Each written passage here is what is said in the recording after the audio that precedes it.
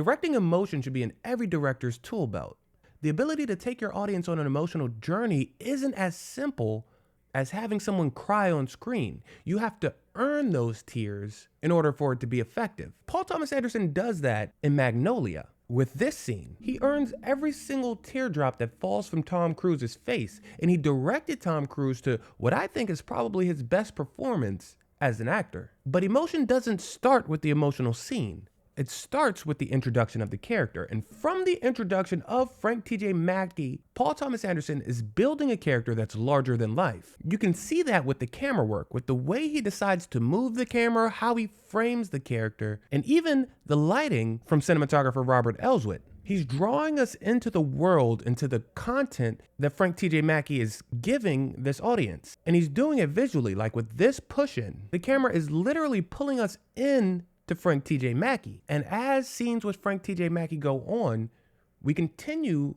to establish him as almost a cult hero. Look at this composition. Look at these elements all working together to make him seem larger than life. How this backlight is highlighting him and giving him a halo effect. How the composition of the image has all of these people looking up at him, almost worshiping him and chanting what he wants them to say. And just like the audience in the film, the camera moves along with him wherever he goes, which is taking us, the real life audience, wherever he goes. Even though his misogynistic rhetoric isn't something that most audiences would agree with, the magnetic camera movement and composition keeps our eyes glued on him. He is the center of the frame. He is the center of attention. But notice how mostly to this point we stay pretty distant from him on wide-angle lenses. The reason you can tell that they're wide-angle lenses is because of the foreground and background separation. But we'll get back to that. Even when he comes in for the interview, we stay pretty distant from him. This distance is important for character building. He's keeping us and everyone else away from who he actually is. And he's using this distance to fill the space with things that we can't keep our eyes off of. But as we get started with the interview, you see another push-in bringing us closer to the character, which is symbolic of what's going to happen as this interview goes on. Now, notice when the interview is going on, we're getting closer and closer. The distance is being closed between us and him as this interviewer is breaking down the lies and the walls that he has put up. Every time we cut back to this scene, we're getting closer to Frank T.J. Mackey. This is not done by accident. This interviewer is getting closer and closer to who he is, and Paul Thomas Anderson is taking the audience and putting them literally closer to him. But then we get to this scene, when the interviewer finally calls him out on his lies. In 1980. So see, it's my understanding that the information supplied by you and your company and the answers to the questions that I've asked is incorrect, Frank. And if I want to get to the bottom of who you are and why you are, then I think that your family history, your actual family history, well, this is important. What is your fucking question? Well, I guess my question's this. Why would you lie, Frank?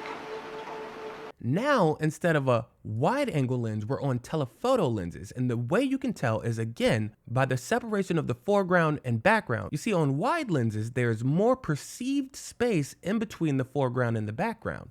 But on a telephoto lens, all of that space is compressed. It can make things feel claustrophobic. Take a look at this shot and compare it to this shot from earlier. But not only in compressing the background do we get this claustrophobic feeling, but also all the way in the foreground, we get an over-the-shoulder shot that compresses it even more. It makes the frame smaller so that Frank T.J. Mackey can't escape what's being said. It's also brilliant that Paul Thomas Anderson chose to play no music over this. This film has had pretty consistent music throughout, but it's gonna sound silly to you. Try me. She was a librarian. here it's silent, just the sound of the rain. That's what you heard. These are things that directors do to make their audience pay attention. We may not notice in the moment, but we feel the lack of music here. That, combined with the closeness of the camera and the use of telephoto lenses, transforms the feelings that we were having as more information is being revealed.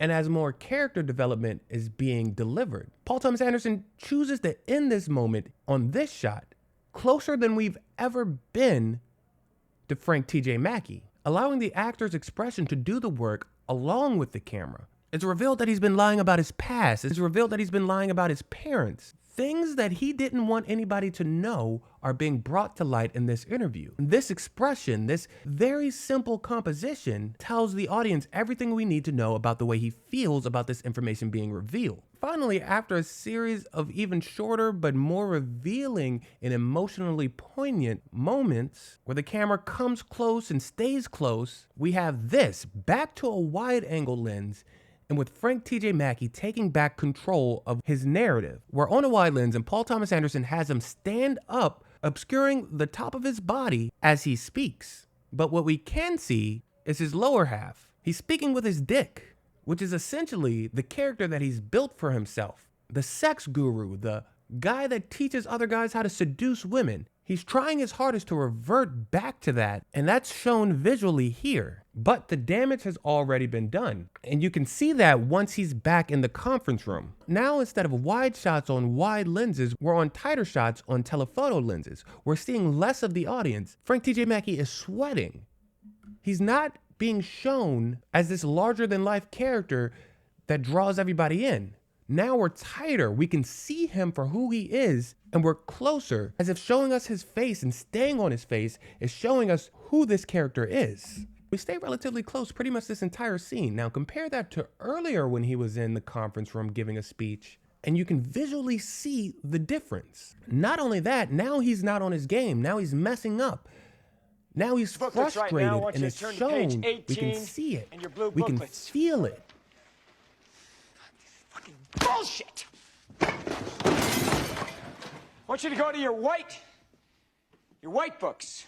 That's what I want you to go to. All of that leads to this beautiful moment and fantastic acting by Tom Cruise. Now Paul Thomas Anderson has earned this emotional moment, and he doesn't have to do anything to get us to where we need to be emotionally. No fancy camera tricks, no extreme camera movements, just holding on emotion. We've broken down the walls of the character, and now we can see the emotional vulnerability that lied underneath. The beauty of this character study is we know that he did not start the way we met him. So throughout the film, we're learning more and more about his past and how he became the way he is. And eventually he has to confront those emotions, and it's shown so beautifully.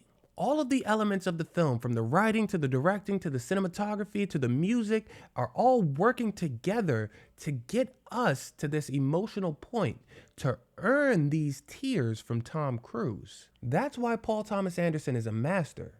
Now, if you want more Paul Thomas Anderson content, make sure you go to my Instagram and my TikTok, because I have separate videos talking about Boogie Nights and There Will Be Blood over there. And while you're there, make sure you give me a follow, because I have more movie content on both of those platforms. Make sure you click one of these videos to check out some more stuff too. And come back next time, because I think you're pretty cool. Peace.